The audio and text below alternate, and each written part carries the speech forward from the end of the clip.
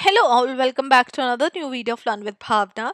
जैसे कि आपको पता है हम चैप्टर 6 कर रहे हैं। मैंने ऑलरेडी जो हमारे इंपॉर्टेंट नोट्स हैं चैप्टर के, आपका complete chapter from your first page to last page already मैंने डिस्कस कर दिया, जिसको मैंने दो पार्ट्स में डिवाइड किया वीडियो को। Again now we are doing आपके एनसीईआरटी क्वेश्चन, जो आपके एनसीईआरटी के बुक के लास्ट पेज पे यहाँ पे प्रोवाइडेड है।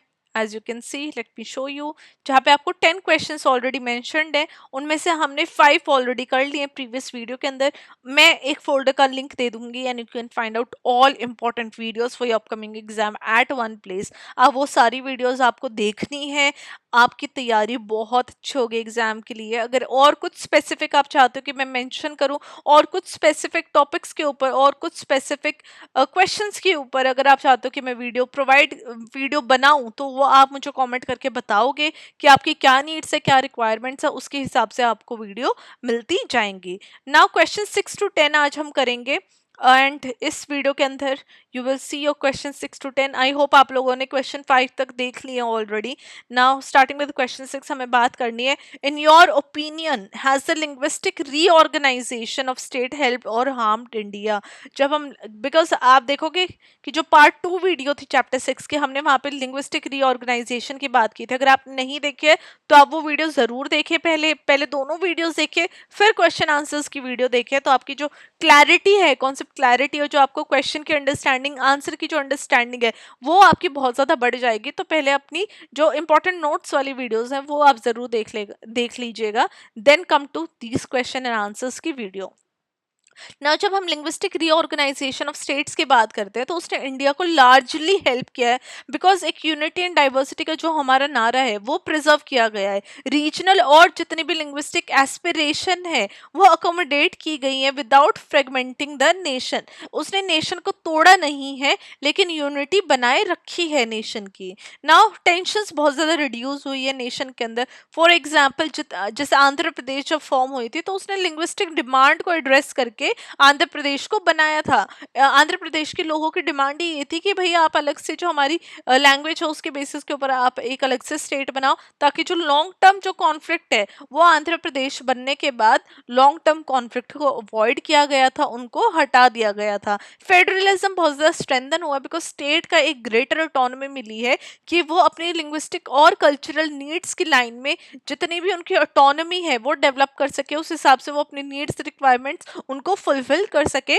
तो फेडरलिज्म अपने आप में बहुत ज़्यादा स्ट्रेंथन हुआ है। हावेवर हमें बहुत ज़्यादा चैलेंजेस भी देखने को मिले, क्योंकि बहुत ज़्यादा स्टेटहुड की डिमांड होने लग गई है स्मॉलर रीजन के अंदर। अब हर कोई लैंग्वेज के जो लोग हैं, इतनी सारी लैंग्वेजेस हैं। आपने अगर प्रीवियस क्वेश्चन देखे होंगे तो हमने देखा था कि कितनी सारी लैंग्वेज है, कितने डायलेक्ट हैं। तो अगर इस तरीके से बात होने लग गई, तो डिफरेंट डिफरेंट लैंग्वेज के लोग अपनी अपनी स्टेट की मांग करने लग जाएंगे, तो और भी ज़्यादा जो हमारी स्टेट है वो हमें बढ़ती हुई दिखेगी। रीजनलिज्म को ओवरशैडो करके नेशनल यूनिटी के अंदर हमें देखा गया है कुछ केसेस के अंदर, मतलब कि नेशनल यूनिटी बाद में आती है, रीजनलिज्म पहले आता है। तो ये हमारी कुछ लिंग्विस्टिक रीऑर्गेनाइजेशन के ऊपर ये हमारा क्वेश्चन था, जहाँ पे हमने देखा कि इसने लार्जली हेल्प ही किया है, लेकिन हमें कुछ चैलेंजेस भी देखने को मिल सकते हैं। नाउ कम्स क्वेश्चन 7, जहाँ पे हमें बात करनी है माइनॉरिटी की, and why do minorities need protection from the state. जब हम माइनॉरिटी की बात करते हैं, तो वो अपने आप में न्यूमेरिकल स्मॉलर ग्रुप होते हैं, वो नंबर में ज़्यादा बड़े नहीं होते, इसलिए उनको माइनॉरिटी बोला गया है। और वो सोशली इकोनॉमिकली डिसएडवांटेज होते हैं ऑफन, मतलब कि ज़्यादातर देखा गया है as compared to dominant population, या फिर as compared to the majority, जिसकी वजह से वो कल्चरल और पॉलिटिकल एक्सक्लूजन फेस कर सकते हैं। उनकी प्रोटेक्शन इसीलिए ज़रूरी है कि कहीं उनके साथ डिस्क्रिमिनेशन ना हो, क्योंकि माइनॉरिटीज़ काफ़ी बारी एक्सक्लूजन फेस करती है, जहाँ पे उनको एजुकेशन, जॉब और रिसोर्सेज के मामले में उनको एक्सक्लूड कर दिया जाता है, उनको इक्वल एक्सेस नहीं मिलती है। देन उनकी आइडेंटिटी को प्रिजर्व करने के लिए अगर हम सेफ गार्ड नहीं करते, उनकी लैंग्वेज को, रिलीजन को, कल्चर को वो मे बी सप्रेस किया जा रहा है, तो उनके आइडेंटिटी को प्रिजर्व करने के लिए बहुत ज़्यादा ज़रूरी है कि जो हमारी माइनॉरिटीज़ है उनको प्रोटेक्शन मिले स्टेट से। देन इक्वालिटी, जब हम बात करते हैं इक्वालिटी की डाइवर्स डेमोक्रेसी के अंदर, इंडिया जैसी कंट्री के अंदर, तो वहाँ पे हमें कॉन्स्टिट्यूशनल सेफ गार्ड चाहिए, जहाँ पे हम आर्टिकल 29 एंड 30 की बात करते हैं। ऑलरेडी मैंने आर्टिकल 29 एंड 30 इंपॉर्टेंट नोट्स वाली पार्ट 2 वाली वीडियो में ऑलरेडी मेंशन किए गए हैं। ना फॉर एग्जाम्पल अगर हम मुस्लिम की बात करते हैं, वो लार्जेस्ट माइनॉरिटी है, लेकिन स्टिल वो सोशो इकोनॉमिक चैलेंजेस फेस कर रहे हैं, जो कि स्टेट इंटरवेंशन की बहुत ज़्यादा वहाँ पे रिक्वायरमेंट है। तो इसलिए जो माइनॉरिटीज़ है उनको स्टेट से प्रोटेक्शन की नीड है। नाउ स्टार्टिंग विद क्वेश्चन 8, हमें कम्युनलिज्म की बात करनी है। जब हम कम्युनलिज्म की बात करते हैं तो कम्युनलिज्म एक ऐसी आइडियोलॉजी है जो रिलीजियस आइडेंटिटी को प्रायोरिटाइज कर रहा है ओवर अदर आइडेंटिटीज, राइट। लोगों की जो रिलीजियस आइडेंटिटी है, जो उनका रिलीजन है, वो मेन आइडेंटिटी बन जाती है रैदर देन क्लास या फिर रीजन। तो यहाँ पे हमें बिलीफ देखने को मिलता है एक इंसान के रिलीजन का, कि जो मेरा रिलीजन है वो सुपीरियर है as compared to other religions, जिसकी वजह से टेंशन और हॉस्टिलिटी देखने को मिलती है डिफरेंट रिलीजियस ग्रुप्स के अंदर। यहाँ पे हमें होमोजीनियस रिलीजियस ग्रुप बनते हुए दिखते हैं, जैसे कि ऑल हिंदूज आर अलाइक। यहाँ पे वॉयलेंस बहुत ज्यादा बढ़ जाती है डिफरेंट रिलीजियस ग्रुप्स के अंदर, जैसे कि pre and post independence communal riots in India के अंदर भी देखा गया था। जितने हिंदूज थे वो इंडिया के अंदर आ गए थे, जितने मुस्लिम थे वो पाकिस्तान में चले गए थे। तो वॉयलेंस भी बहुत ज्यादा कम्युनलिज्म वाली जो फीलिंग है उसकी वजह से बढ़ जाती है। ये रूटेड है हमारे हिस्टोरिकल कॉन्फ्लिक्ट्स के अंदर और कॉलोनियल डिवाइड एंड रूल जैसी पॉलिसीज की वजह से। तो कम्युनलिज्म ऐसी आइडियोलॉजी है जहाँ पे जो रिलीजियस जो आइडेंटिटी एक पर्सन की वो ओवर पार कर लेती है एज कंपेयर टू या फिर in comparison to other person, other identities of a person. Now question 9 हमारा आ जाएगा, different senses in which secularism has been understood in India. जब हम इंडिया के अंदर सेकुलरिज्म की बात करते हैं तो सेकुलरिज्म क्या है? जब हम प्लेज भी लेते हैं तो हम बोलते हैं ना कि भाई ये हमारे secular, India is a secular nation. तो सेकुलर का मतलब क्या है कि भाई हर एक रिलीजन को इक्वल रिस्पेक्ट मिलनी है, रैदर देन उनको स्टेट से सेपरेट कर देना। हर एक रिलीजन स्टेट की नज़र में इक्वल है, सबको इक्वल राइट्स है, इक्वल अपॉर्चुनिटीज है, कोई किसी के साथ भेदभाव नहीं है। बट अगर हम वेस्टर्न सेकुलरिज्म की बात करते हैं तो जो रिलीजन है उसको स्टेट से अलग किया गया है।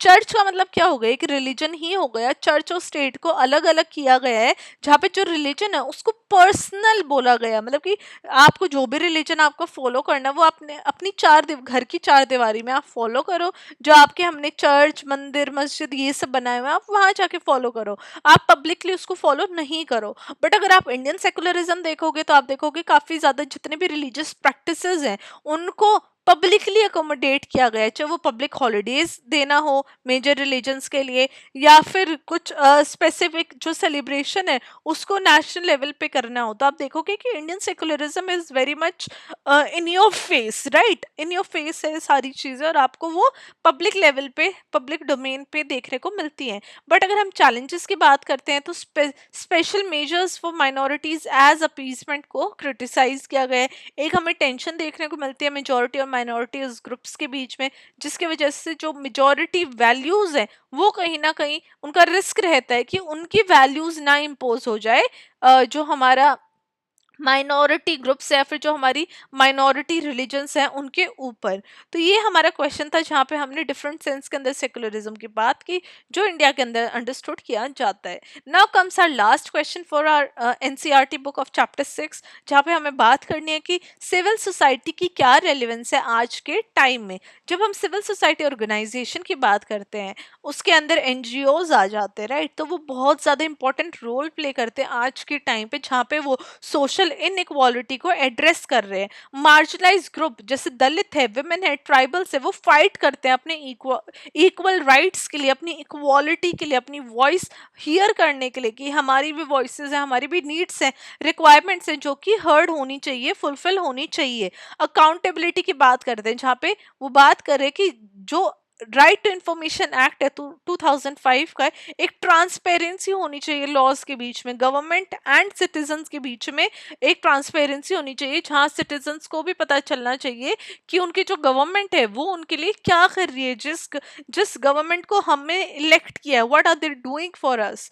नाउ थर्ड हमारा पॉइंट आ जाएगा एडवोकेसी। काफी ज्यादा कैंपेन्स हमें देखने को मिलते हैं एजुकेशन के इतिहाद पे, हेल्थ केयर में, इन्वायरमेंटल रिफॉर्म्स में, जहाँ पे ये यहाँ पे बेटरमेंट होने की बात करते हैं ना। जो हमारा सिविल सोसाइटी ऑर्गेनाइजेशन है वो गवर्नमेंट और कमर्शियल ऑर्गेनाइजेशन से बहुत अलग है, बिकॉज वो लोगों के के बेटरमेंट के लिए है, वहाँ पे कोई प्रॉफिट की कोई बात नहीं होती है, पब्लिक वेलफेयर की बात होती है rather देन प्रॉफिट या अथॉरिटी की। एग्जाम्पल की अगर हम बात करें तो विमेन सेफ्टी कैंपेन्स हमें देखने को मिले, ट्राइबल राइट एक्टिविज्म देखने को मिली है, दलित की जो इक्वल अपॉर्चुनिटीज इक्वल मांग है उनके बारे में बात हुई है, उनको एक इक्वल नज़र से देखना, उनको भी वही रिस्पेक्ट मिलनी जो बाकी लोगों को मिलती है, उसके बारे में यहाँ पे बात हुई है। तो इसलिए सिविल सोसाइटी ऑर्गेनाइजेशन की रेलिवेंस है आज के टाइम में एंड हमेशा रहेगी, बिकॉज ऑफ कोर्स जितने भी चैलेंजेस है सोसाइटी में वो कभी खत्म नहीं होने वाले हैं। जैसे लोग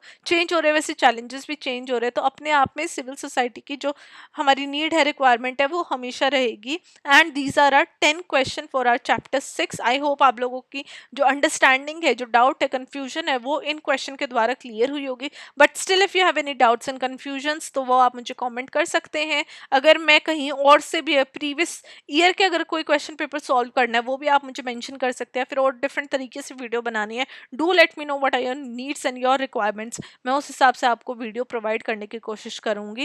and this was our chapter 6। इसके साथ हमारे चैप्टर 6 एनसीईआरटी की बुक के हिसाब से फिनिश होता है। I will see you very very soon with chapter 7। Till then study well, study hard, and all the very best for your बोथ्स।